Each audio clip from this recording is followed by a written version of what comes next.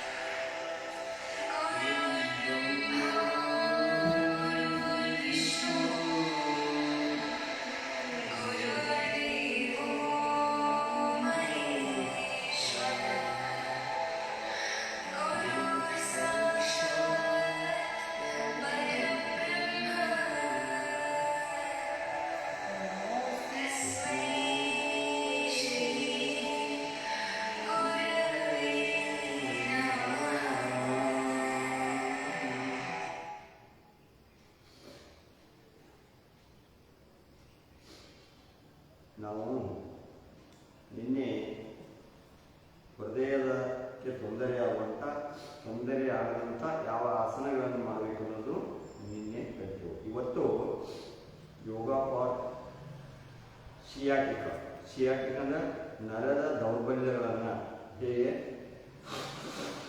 ನಿರ್ವಹಣೆ ಮಾಡಬೇಕು ಅನ್ನೋದನ್ನು ಇವತ್ತು ಕಲಿಯೋಣ. ಈ ಸಿಯಾಟಿಕ ಎಂದರೇನು?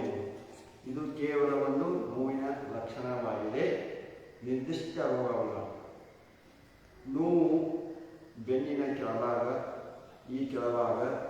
ಸೊಂಟದ ಅಥವಾ ಪೃಷ್ಠದಿಂದ ಪ್ರಾರಂಭವಾಗಿ, ಈ ಭಾಗದಿಂದ ಪ್ರಾರಂಭವಾಗಿ ಕಾಲಿನ ಮೊಣಕಾಲಿನವರೆಗೆ ಅಥವಾ ಪಾದದವರೆಗೆ ಈ ಸಿಯಾಟಿಕ ತೊಂದರೆ ಬರ್ತದೆ.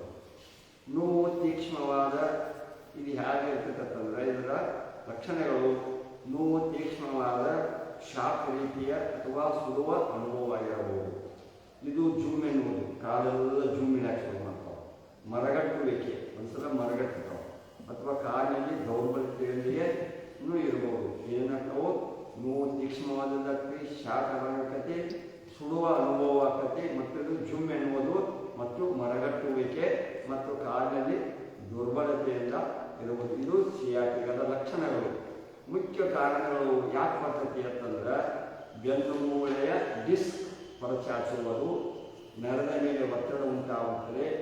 ಸಿಯಾಟಿಕ ಪದದ ಕನ್ನಡ ಅರ್ಥವೆಂದರೆ ನರದ ನೋವು. ಇದು ಬೆನ್ನು ಮೂಳೆಯಿಂದ ಪಾದದವರೆಗೆ ಹರಿಯುವ ದೊಡ್ಡ ಸಿಯಾಟಿಕ ನರದ ಹಾದಿಯಲ್ಲಿ ಉಂಟಾಗುವ ನೋವು ಅಥವಾ ಸ್ಪರ್ಶದ ಅಸ್ಪಷ್ಟತೆಯಾಗಿದೆ.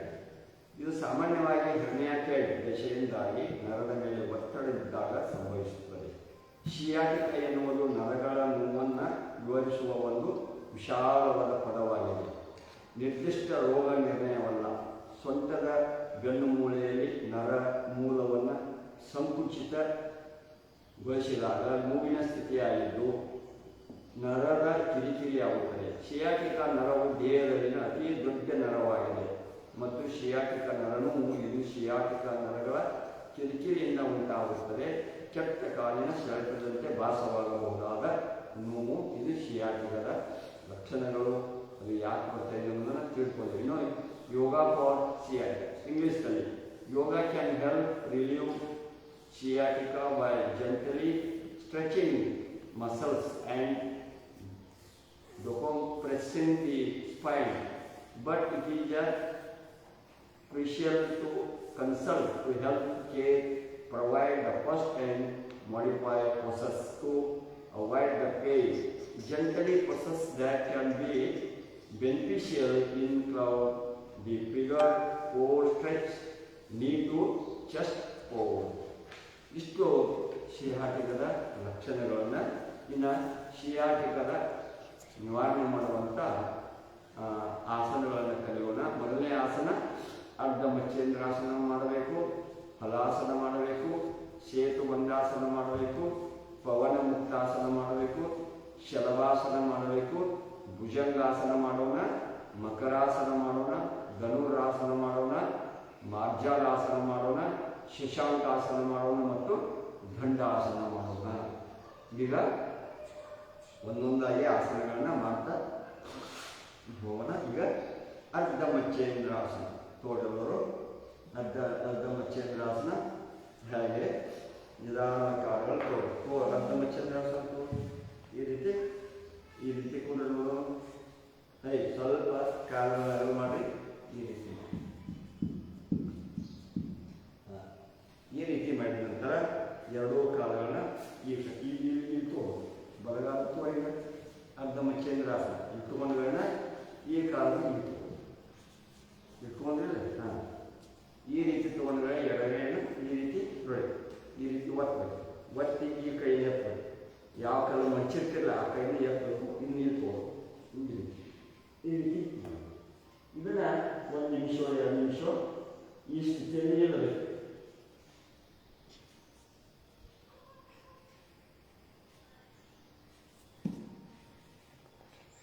ಈ ರೀತಿ ಇದನ್ನು ರಿವರ್ಸ್ ಮಾಡಿ ಇದನ್ನು 2-3 ಸಲ ಮಾಡಬೇಕು. ಇನ್ನು ರಿವರ್ಸ್ ಮಾಡಿ ಈ ರೀತಿ ತೋಡಿ ಚೇಂಜ್ ಕಾಲು ಚೇಂಜ್ ಮಾಡು.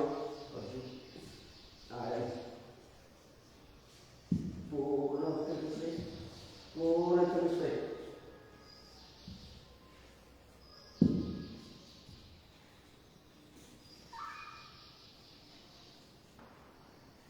ಇದನ್ನು ಹೆಚ್ಚೆಚ್ಚಿಗೆ ಆಸನದಲ್ಲಿ ಈಗ ಇದು ಯಾವ ಆಸನ ಮಾಡಿದ್ದು? ಅರ್ಧ ಮಚ್ಚೇಂದ್ರಾಸನ. ಈಗ ಎರಡನೇ ಆಸನ ಹಲಾಸನ ಮಾಡೋದು. ಹಲಾಸನ ಏನು ಮಾಡಬೇಕು? ಈ ರೀತಿ ಬೆಳಿ ಮಕ್ಕಳು ಎಡಗಡೆಗೆ ಈ ರೀತಿ ಬೆಳಿ ಹಲಾಸನ. ಈಗ ನೋಡಿ ಈ ರೀತಿ ಮಕ್ಕಳು ಕಾಲನ್ನು ಈ ರೀತಿ ಕೈ ಇಡಬೇಕು. ಅರೇಂಜ್ ಮಾಡೋ ಮಕ್ಕಳಿಗೆ ತೆಗೆದುಕೊಂಡು ನೋಡಿ ನಿಧಾನವಾಗಿ ಏನು ಮಾಡಬೇಕು? ಇದನ್ನ 30 ಡಿಗ್ರಿ ಬರಬೇಕು. ಎಷ್ಟು ಪೂರ್ಣ ಇರಬೇಕು. ಅರ್ಧ ಹಲಾಸನ ಈ ರೀತಿ ಮಾಡಿ ಅರ್ಧ ಹಲಾಸನ ಅಂತ ಏನು ಮಾಡಬೇಕು? ರೆಡಿ ಮತ್ತು ಪೂರ್ಣ ಇರಬೇಕು. ಈ ರೀತಿ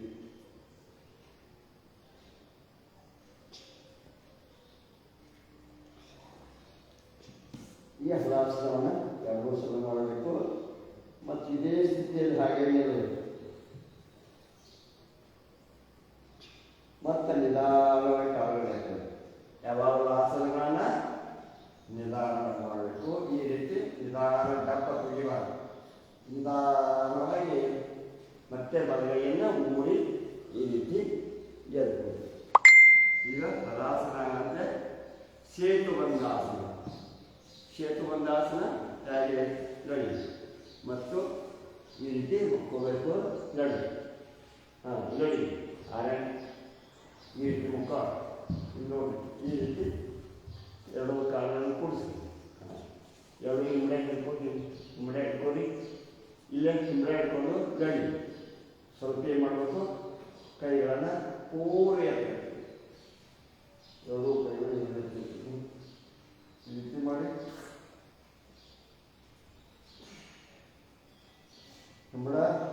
ಹಿಂಬಡೆ ಎತ್ತಿರಲಿ ಎತ್ತೇನು ಸ್ವಲ್ಪ ಎತ್ತರಿ, ಹಿಂಬಡೆ ಮೇಲೆ ಎತ್ತರಿ ನೋಡೋಣ, ಪೂರ ಹಿಂಬಡೆ ಎತ್ತರಿ.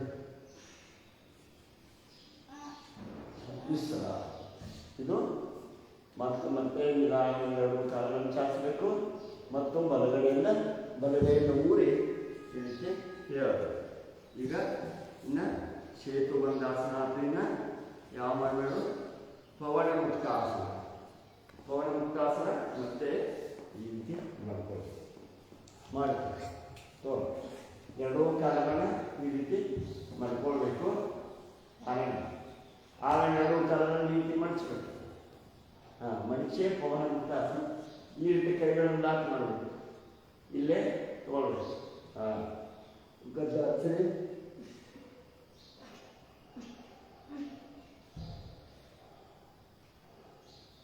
ಸ್ವಲ್ಪ ಮುಂದೆ ಮಾಡಿ ಇಂಥ ಹೆಂಗ ಮಾಡಿ ಮುಂದೆ ಮಾಡ.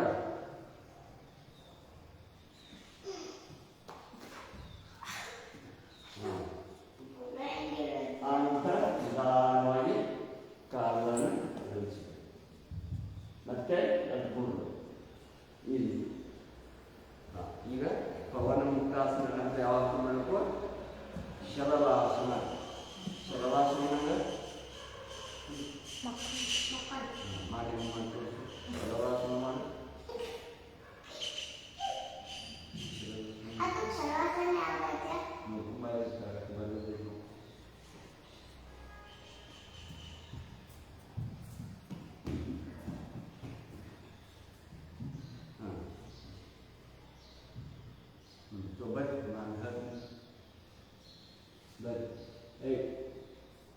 ಅದೇ ನೋಡು ಅಚ್ಚಿಗೆ ಕಾರ್ ಮ್ಯಾಗ ಮಾಡ್ಯಾರ ಎರಡು ಕಾರ್ ಖುಷಿ.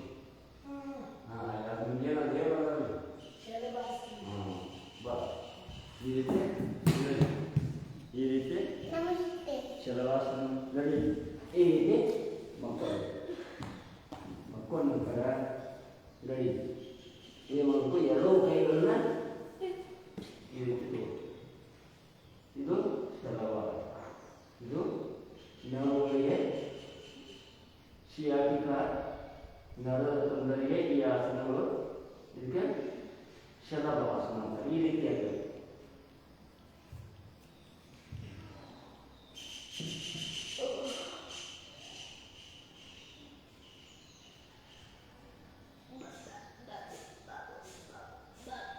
ಈ ರೀತಿ ಎರಡು ಮೂರು ಸಲ ಮಾಡಬೇಕು. ಮತ್ತೆ ಬಲಗಡೆಯಿಂದ ಈ ರೀತಿ ಎದ್ದ ನಂತರ ಶಲಭಾಸನ ಆದ ನಂತರ ಯಾವಾಗ ಮಾಡಬೇಕು,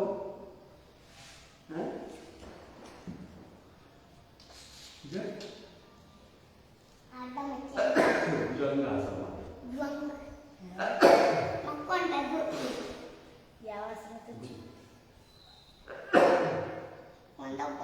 ಭುಜಂಗಾಸನ ಈ ರೀತಿ ಮಾಡಬೇಕು.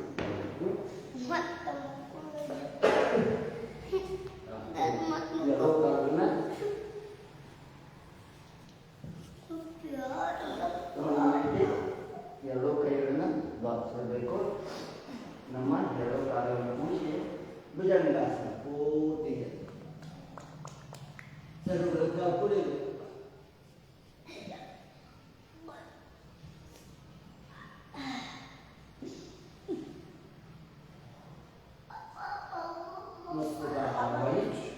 ಕೆಳಗಡೆ ಬರಬೇಕು. ಈ ರೀತಿ ಹೇಳ್ಬೇಕು. ಈಗ ಭುಜಂಗಾಸನ ಅಂದರೆ ಮಕರಾಸನ.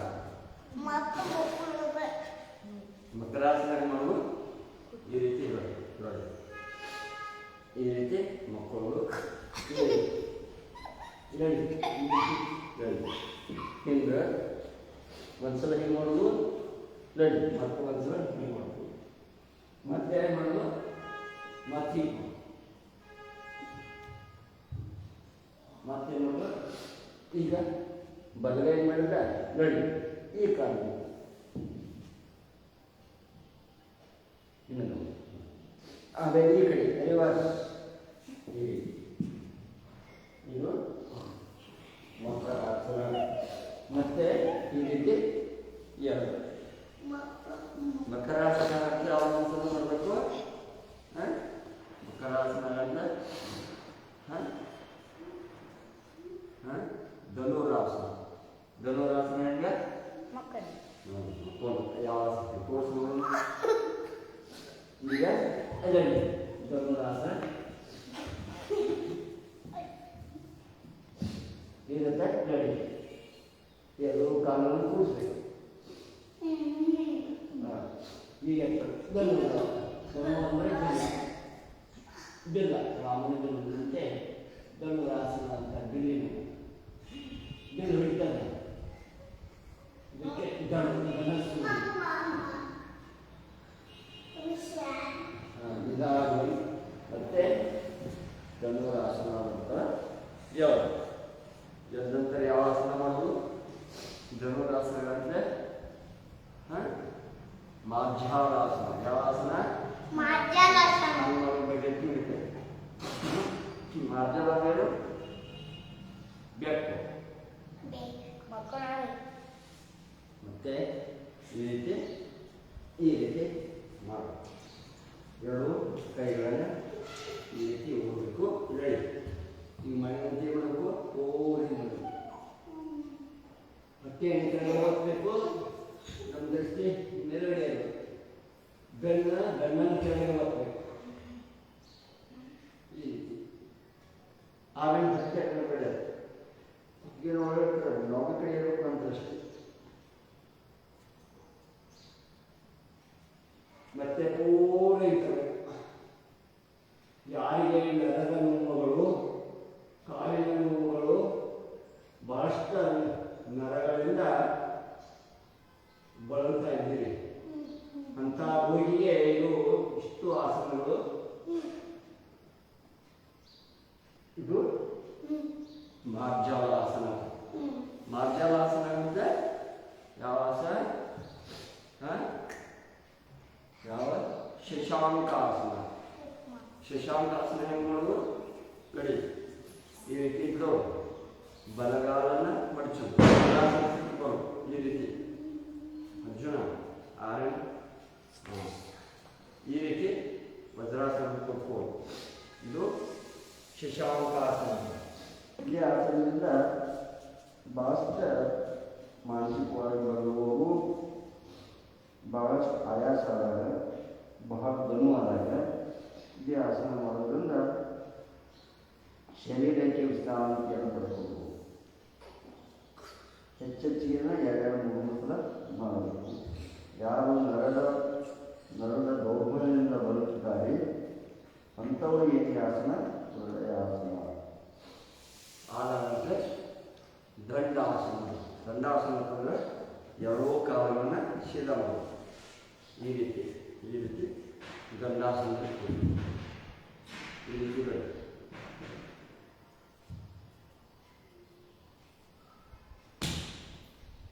ದಂಡಾಸನ ಕೊಟ್ಟು ನಾವು ಇಷ್ಟು ಈ ಶಿಯಾಟಿಕ ನರದ ರೋಗಿಗಳಿಗೆ ಯಾವ ಆಸನಗಳನ್ನು ಮಾಡಿ ನಾವು ಏನು ಮಾಡೋದು ಅಡ್ಡ ಮಚ್ಚೇಂದ್ರಾಸನ ಹಲಾಸನ ಸೇತುಬಂಧಾಸನ ಪವನಮುಕ್ತಾಸನ ಶಲಭಾಸನ ಭುಜಂಗಾಸನ ಮಕರಾಸನ ಧನುರಾಸನ ಮಾರ್ಜಾಲಾಸನ ಶಶಾಂಕಾಸನ ದಂಡಾಸನ ಸುಮಾರು 11 ಆಸನಗಳನ್ನು ಈ ಶಿಯಾಟಿಕ ಬಳಲುವ ಈ ನರದ ದೌರ್ಬಲ್ಯಗಳಿಂದ ಬಳಲುತ್ತವರು ಮತ್ತು ತೊಂದರೆಗಳನ್ನು ಅನುಭವಿಸುತ್ತವರು ಈ ಸುಮಾರು 10-11 ಆಸನಗಳನ್ನು ಮಾಡಬಹುದು. ಹಾಗಾಗಿ ನಿಮಗೆ ಯಾವ ಆಸನಗಳು ಬರ್ತಾವೋ ಒಂದು 5 ಆಸನಗಳು ಮಾಡಿದರೆ ಸಾಕು. ನಾನು ಹೆಚ್ಚಿಗೆ ಆಸನಗಳನ್ನು ಮಾಡಿ ತೋರಿಸಿದ್ದೀನಿ. ಇಂಥ ಆಸನಗಳನ್ನು ಮಾಡಿ ನಿಮ್ಮ ಶಿಯಾಟಿಕಾ ರೋಗದ ನಿವಾರಣೆಗಾಗಿ ಈ ಆಸನಗಳನ್ನು ಮಾಡಿ ಆರೋಗ್ಯವನ್ನು ಪಡ್ಕೊಳ್ಬೇಕು. ಇದಕ್ಕೆ ಔಷಧ ಬೇಕಾಗಿಲ್ಲ, ಏನೂ ಬೇಕಾಗಿಲ್ಲ. ಡೈಲಿ ಒಂದು 2-2 ಸಲ 3 ನಿಮಿಷ ಈ ಟೈಮನ್ನು ನೀವು ಕಳೆದ್ರಂತಂದ್ರೆ ಇದು ಒಳ್ಳೆಯ ಶಿಯಾಟಿಕಾಗೆ ಈ ಏನು ಆಸನಗಳ ಬಹಳ ಉಪಯುಕ್ತವಾದಂಥ ಆಸನಗಳು. ನಿಮ್ಮ ಔಷಧಗಳ ಜೊತೆ ಯಾವುದೇ ಸೈಡ್ ಎಫೆಕ್ಟ್ ಇಲ್ಲದೆ ಇಂಥ ಆಸನಗಳನ್ನು ಮಾಡಿ ನಿವಾರಣೆ ಮಾಡ್ಕೋಬೋದು. ಬಹಳ ಒಳ್ಳೆಯಂಥ ಆಸನಗಳು, ಒಳ್ಳೆಯ ಸಂಶೋಧನೆಗಳಿಂದ ಇವನ್ನೇ ಆಯ್ಕೆ ಮಾಡಿ ಈ ಆಸನಗಳನ್ನು ತಮಗೆ ತಿಳಿಸಲಾಗಿದೆ. ಭಾಗವಹಿಸಿದಂಥ ಎಲ್ಲರಿಗೂ ತುಂಬ ಹೃದಯದ ಧನ್ಯವಾದ.